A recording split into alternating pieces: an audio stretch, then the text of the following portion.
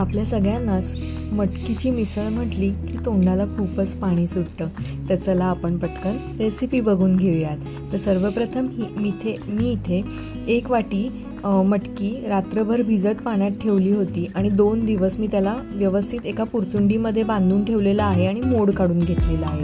तर साहित्यामध्ये मी 1 कांदा, टोमॅटो, थोडीशी कोथिंबीर, कढीपत्ता आणि एक हिरवी मिरची घेतले. ते सगळं मी बारीक बारीक व्यवस्थित कट करून घेतलेलं आहे.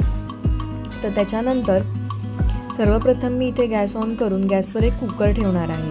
आज आपण ही झटकीपट म्हणजे जवळजवळ 20 मिनिटात आपण ही मिसळ बनवणार आहोत. तर आपण ती कुकरमध्ये बनवणार आहोत. तर कुकरमध्ये सर्वप्रथम तेल घालून घेतलं आहे. त्याच्यानंतर राई, जिरं आणि थोडीशी कसुरी मेथी घालून घ्यायची आहे. त्यानंतर बारीक हिरवी कट केलेली मिरची, कढीपत्ता, कांदा, टोमॅटो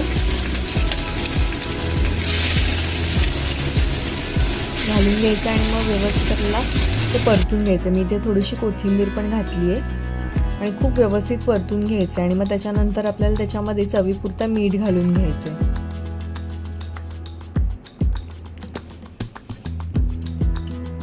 आणि मीठ घातलं की आपल्याला पुन्हा ते व्यवस्थित एकदा परतून घ्यायचं.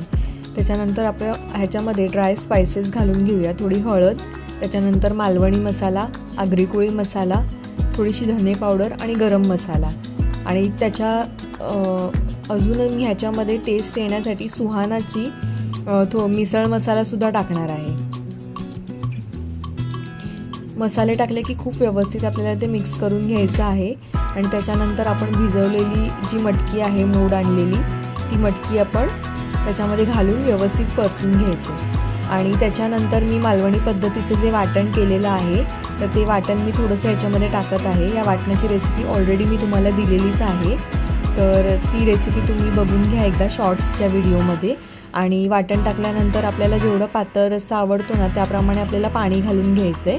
आणि मग आपल्याला 4 शिट्ट्या काढून घ्यायच्यात. आता मी गॅस फास्ट करणार आहे आणि थोडंसं रश्श्याला उकळी आली की आपल्याला मग कुकर झाकून घ्यायचं आहे आणि 4 शिट्ट्या व्यवस्थित आपण काढून घेऊया. आणि अर्ध्या तासानंतर आपण तो कुकर उघडून बघायचा आहे, व्यवस्थित मिक्स करून घ्यायचं आहे. अशा प्रकारे आपली झटपट झणझणीत अशी मटकीची मिसळ रेडी झालेली आहे. गार्निशिंगसाठी इथे आपण कोथिंबीर घालून घ्यायची आहे. कोथिंबीरीचा स्वाद खूप सुंदर येतो. तर ही रेसिपी तुम्ही नक्की करून बघा आणि मला कमेंटमध्ये सांगा. थँक्यू. लाईक, शेअर आणि सबस्क्राईब.